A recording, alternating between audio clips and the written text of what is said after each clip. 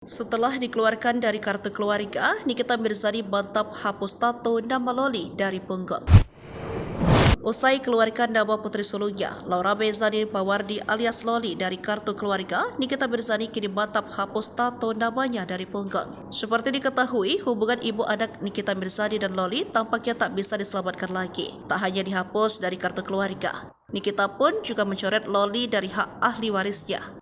Terbaru, kini wanita yang kerap disapanya ini terlihat menghapus tato bertuliskan nama Laura dari punggungnya.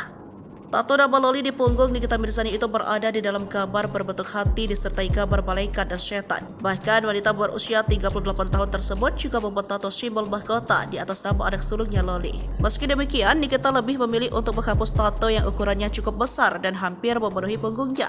Hal tersebut terungkap dari unggahan Nikita Mirzani dalam Instagramnya pada Rabu 27 Maret 2024. Sontak postingan Nikita Mirzani pun menuai beragam spekulasi dari publik. Tak sedikit yang beranggapan bahwa aksi dari mantan istri dari Antonio Dedola menghapus tato tersebut sebagai bentuk rasa sakit hati dengan Loli. Namun ada juga yang beranggapan bahwa hal tersebut bentuk dari jalinan seriusnya dengan ajudan pribadi Prabowo, Rizky Irmansyah.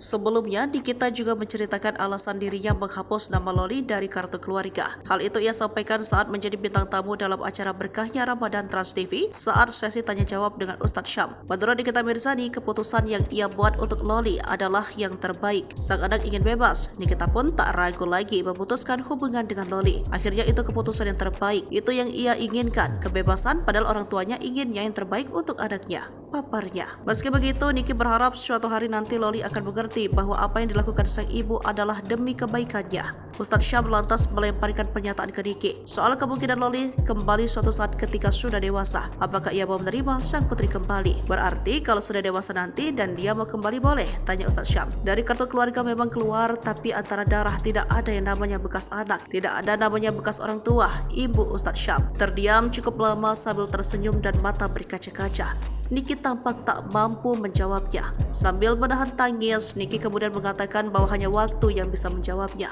Biar nanti waktu yang menjawab aja deh Pak Ustadz, jawab Niki. Atas jawaban Niki tersebut, menurut Ustadz Syam, sang aktris masih merasakan sakit hati yang begitu besar.